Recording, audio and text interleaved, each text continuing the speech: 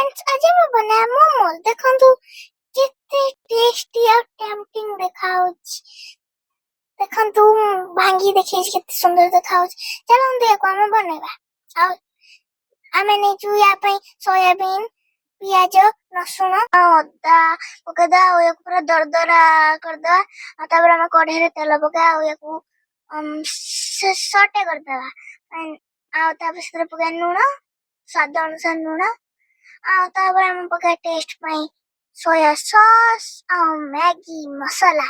और एटा होजी हमर हेल्दी मोमोज हमें दे बस टिकी मैदा पकेतिलु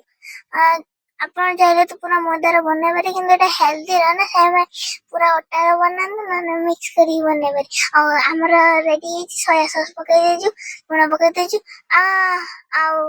पके जो हमर मैगी मसाला देखन केते बड़ा देखा होजी आ तापर हम यार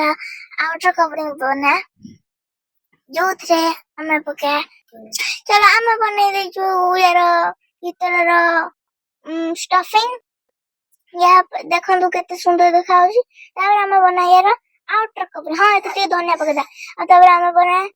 यार आउटर कवरिंग तापर नै जो हम आटा आउ सेदर पका अजन नून आ मैदा टिके पकेदा तापर तो भली मिक्स करता पानी पका फंता दलिया दलिया दलिया देखंतु पानी पकांतु दलंतु पकांतु दलंतु एमती करी करी ये जो हमारा डो डो तापर हम दांत छोटे छोटे डो नहीं एमती करदा पूरी वाला करदा तापर हम पका तापर स्टफिंग और देखो हम स्टफिंग पकाई दा बंद कर पूरा ये बंद कर दे एमती से फाटी बन आ तापर उठे कढ़े नेबा पानी काना हम स्टीम करे ना से हम पानी नेबा तापर हम ताबु पका ई प्लेट और प्लेट ने जो सेरा होल वाला नेबे इन घरे स्टीम हो अपन से स्टीमर वाला मशीन भी यूज कर पारे और तब हम रेडी है जेडा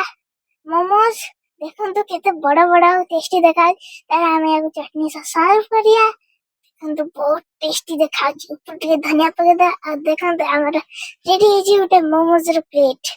गुटे दिटा रे आपन पेटा भजु इधर बहुत ज्यादा फीलिंग भेजी एटा पूरा ओवर फील्ड है आम चैनल को देखु दान सब और निश्चय सब्सक्राइब करंतु देखंतु मोडा गुटे खुली देखो देखो पूरा स्ट्रीट स्टाइल मोमोज हम रेडी स्ट्रीट को जीवा मना मन जदी हमदी घरे तैयारी करी खाए तले